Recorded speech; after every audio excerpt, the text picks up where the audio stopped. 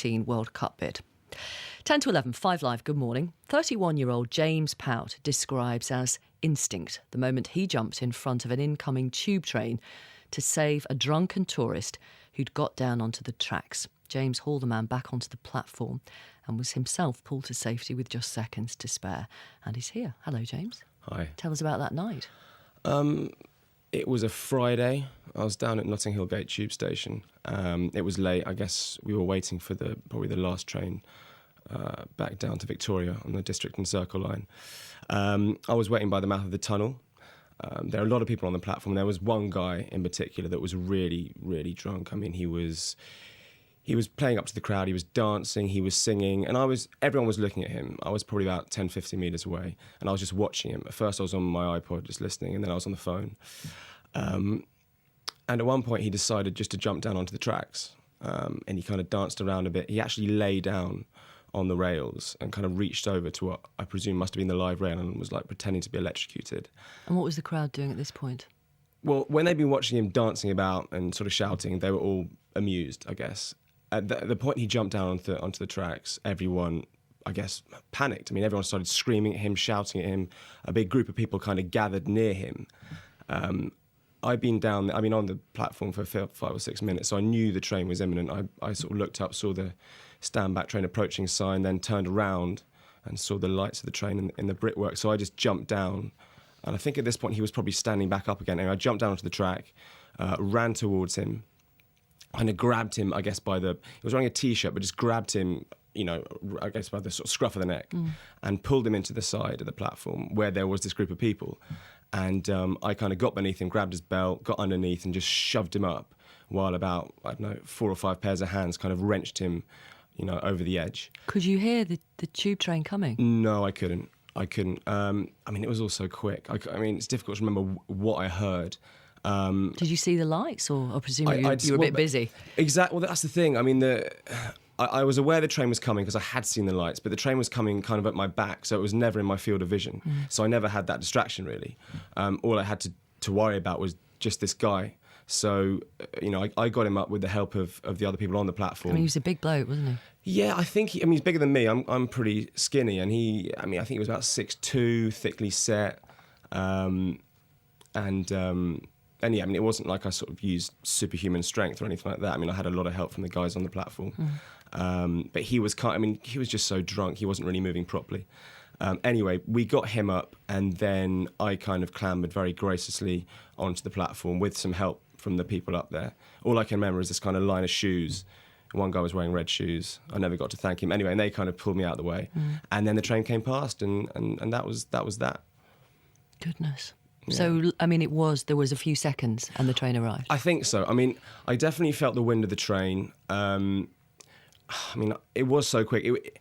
I knew it was close because of the reaction of the people around. Initially everyone was really angry with this guy. He was kind of plonked on a seat. Someone went up to him, with a sort of, a cocked fist, just ready to whack him. And I just said, look, just leave it. He's too drunk.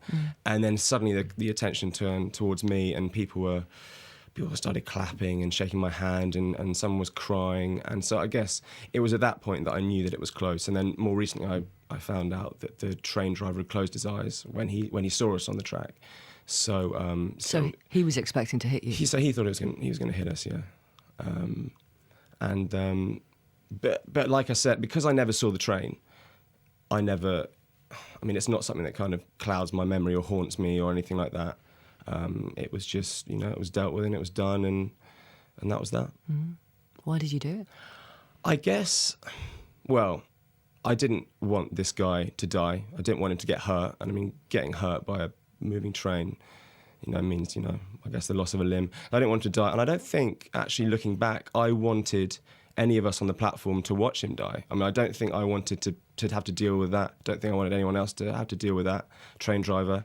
And I think that must have been in my head or in my subconscious somewhere. But, as I've said, it was so it was so quick, it was so instinctive that I didn't consciously process those thoughts. It was more like guy on the track, train coming, get to him. Even when I was running to him, I didn't have a plan, I guess. I just felt I needed to be there. And And then when I got to him, it was clear what I had to do: get him to the side where everyone was. They helped him get up, and then helped me up, and that was that. So were you aware of where your feet were treading? No, not really. I think I must have. I mean, I was definitely. I don't know if I was constantly trying to avoid the rails, but I suppose I must have been, because it's much easier to obviously run along the kind of the slats of the rails and the track. So I suppose I was, but it was more. I mean, everyone's sort of asked me about the live rail. That wasn't something I was sort of thinking about. It's more, I think, the train, if anything, was what was in my mind, just because it's much easier to imagine a train coming at you than getting electrocuted, which, you know, I kind of don't really understand. So I must have thought about where I was treading, but I just knew I had to get to him as soon as possible. And so immediately after, what happened? You went home? He went home? What? Well, Everybody else went home? Well, but it was really strange, because there was about 40 people on the platform. So and the train stopped. The driver was taken away. So all these people flooded off the train. They kind of known what was going on. Then there was all these people clapping me. The guy was left alone. There was a policeman on the scene really quickly. He'd seen it happen from the other platform. So he came round, handcuffed the guy. I then gave a short statement, and then was asked to give a longer, more detailed statement. So I went up into the sort of control room at Notting Hill Gate Tube Station and spent probably about 2 hours with the policeman, telling him exactly what had happened. And then, and that was it. Yeah, they sort of shoved me in a taxi, and I got home, and I just, my girlfriend was there, and I'd been in the middle of a conversation with her when this guy jumped onto the track. So I'd obviously sort of said, you know, hang on. I've got to go now. I was literally like, hold on, and just hung up. And then I kind of got back and was like, listen, it's a bit weird, but, you know, I think I just saved someone. And yeah, so we just had a chat, had a beer, and then I just kind of lay in bed. I didn't really sleep. I've been told that it was one of the tube drivers, I don't know if it was the driver, but a tube driver nominated you for a Daily Mirror Pride of Britain award. Is that how it happened? I was nominated by a friend of mine who heard about the story. He'd seen this copy that a journalist had written.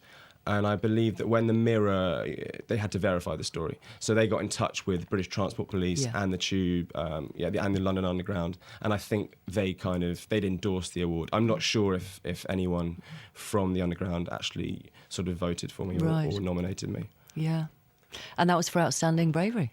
Yeah. Which indeed it was. Well, yeah, I mean, it's... Is that how it feels?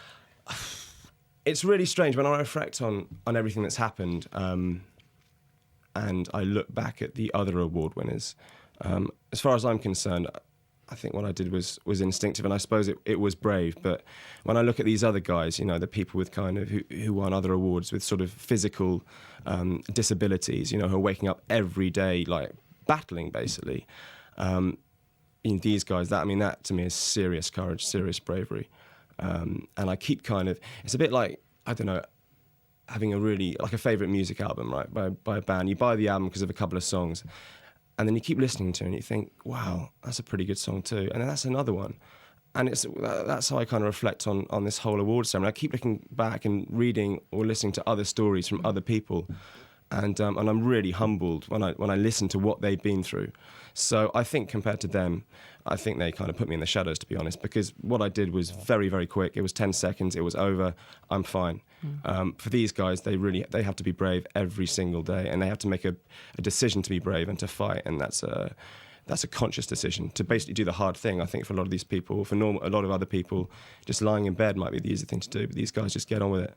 And I was so honoured to spend time with them, sort of before the awards and obviously during the awards themselves, and just to, you know, their stories are kind of otherworldly, and they're fantastical. You can barely believe them, and for me it was kind of being able to spend time with them and watch their kind of realities with their families, kind of all the rest of it that kind of moved. Let me read you some text messages before the news. Sarah in Chelmsford, what a true inspiration. I've got tears in my eyes listening. He's so modest. So many others would have just watched or hidden behind a paper. We need more people like him. Anna says, Victoria, this guy sounds fantastic. I'm sitting here in shock. And Sean says, good for you, mate. A true hero. James, thank you very much for coming on the programme. Very nice to meet you. James Pout, who, is a true real-life hero, sitting right in front of us in the studio. Thanks, James. The news is next here on 5 Live. It's nearly 11 o'clock.